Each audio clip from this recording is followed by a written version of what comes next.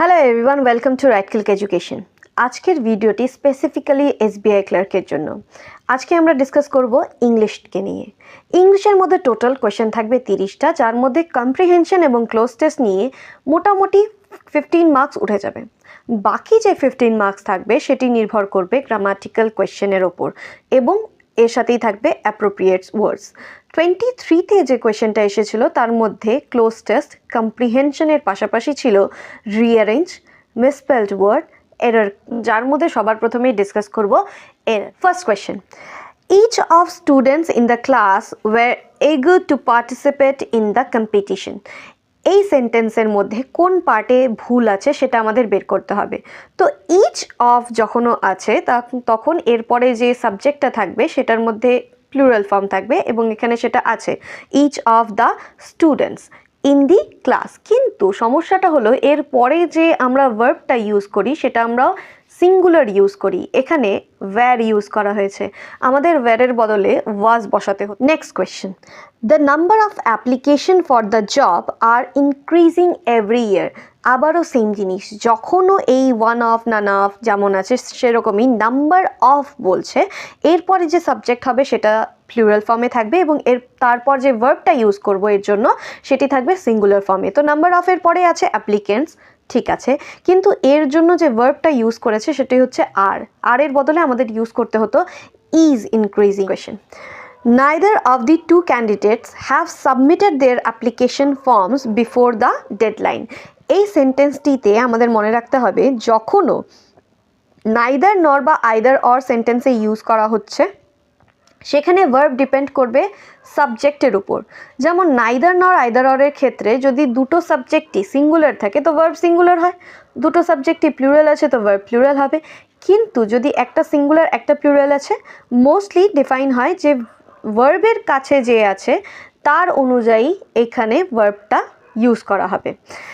এখন এই সেন্টেন্সে বলেছে neither of the two candidates, মানে দুজনের মধ্যে থেকে আমাকে যে কোনো একজনকে তো কথা বলা হচ্ছে, সেই জায়গাটায় আমি হ্যাভ ইউজ করতে পারবো না, সেখানে আমাকে ইউজ করতে হবে হ্যাজ। তো পার্ট নাম্বার বিতে ভুল আছে।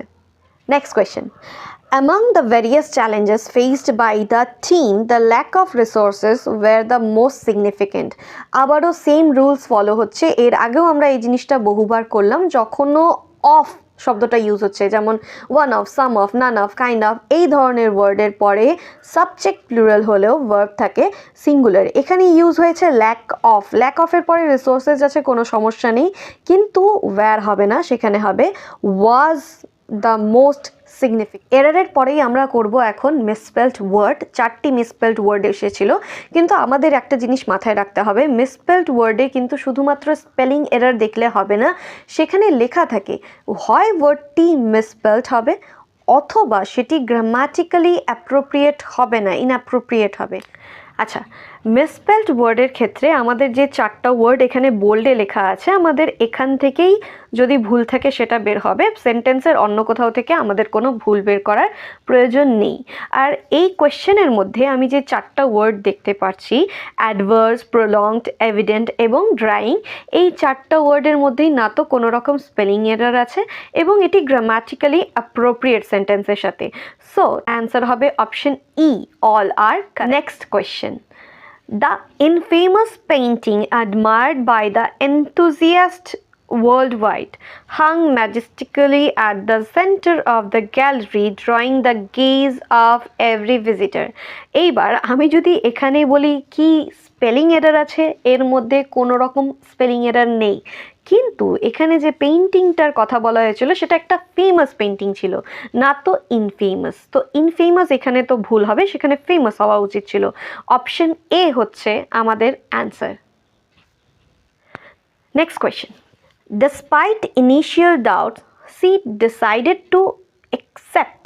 Now accept স্পেলিং অ্যাকচুয়ালি হওয়া উচিত ছিল ACCEPT, এখানে লেখা আছে EXCEPT, accept। তো এই জিনিসটা ভুল, অপশন এ হচ্ছে অ্যান্সার।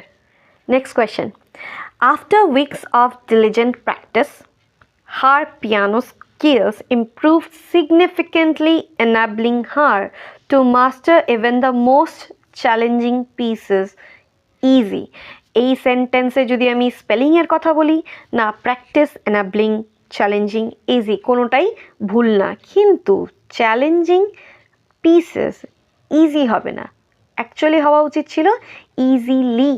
সো অপশন ডি আমাদের অ্যান্সার।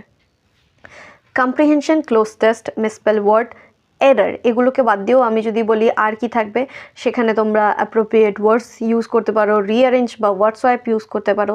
যদি এই কয়েকটা জিনিসের ওপরে বেস করে তোমরা নিজেদের প্রিপারেশনটা করতে থাকো, সেটি অবশ্যই তোমাদের জন্য খুব ভালো হবে এবং তোমরা এই এক্সামের জন্য প্রস্তুত থাকবে।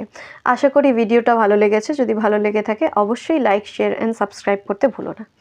Thank you.